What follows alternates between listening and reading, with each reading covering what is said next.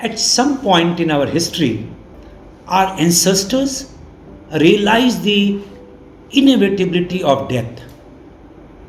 It struck them that someday each of them had to die. This is a realization unique to humans, as no other species realizes the inevitability of its own death. A monkey will mourn the death of its baby. She does not realize that death applies to her as well. That one day she too must die. So, was it Homo sapiens that made this realization, or did this realization come to our earlier Homo ancestors? Well, that we do not know. But what we do know is that it is Homo sapiens that made the idea of afterlife so colorful. We conceived the eternal soul, we conceived religions, we conceived reincarnations and resurrections, and we came up with this idea that refuses to leave us: immortality. In the age of scriptures, we looked to religion to keep us immortal. Well, today in the age of science, we now look to transhumanism. The term transhumanism was first used by evolutionary biologist Julian Huxley, the brother of Aldous Huxley.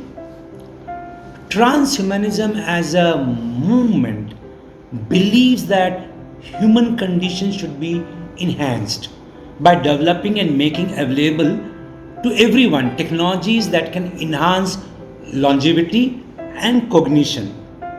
It also believes that such technologies are inevitable.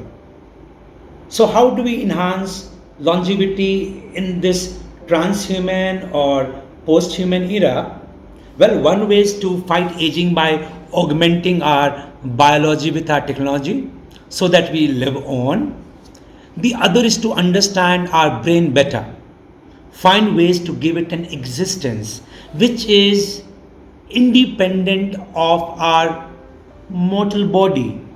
So, put it simply, the body dies, but the mind lives on in a kind of digital immortality. So, why did all these thoughts pop up? Well, it happened because I read this story in the papers about one of the many new metaverses. It is called Somnium Space. Check it out. They are working on a feature called Live Forever, which allows you to store your movements and conversations as data. The day you say goodbye to this world, Somnium Space will activate your avatar, which moves like you, talks like you, and behaves like you in the metaverse, so that your loved ones can continue to interact with you, technically speaking, for all eternity. Ideas like this have existed before, but they were juvenile in comparison, nothing more than bots that would use NLP on a database of social media posts of the user when alive to generate messages once dead. But now we have the incredible data collection potential of virtual reality.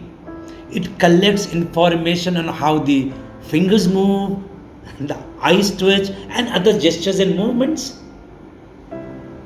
Somnium Space has also tied up with a company that offers haptic feedback for the entire body that is similar to human touch. Would I be comfortable interacting in the metaverse with someone dear who is no more? I'm not sure. Does it disturb how the human mind grieves and how it learns to forget and move on? I don't know. But I do think that we are a step closer to a post human world. Today we have an avatar that mimics the mind of a human who has ceased to exist. Very soon, the mimicry will cease and it will be a mind that lives on as digital avatar much after the body is gone. Not the soul, not resurrections, not reincarnation. It is artificial intelligence that will finally bring to us what we have always launched for, immortality. For all we know, more than 1,000,000 years have passed since we first came face to face with the idea of our own death. If you ask me, we still haven't been able to come to terms with it, and I don't think we ever will.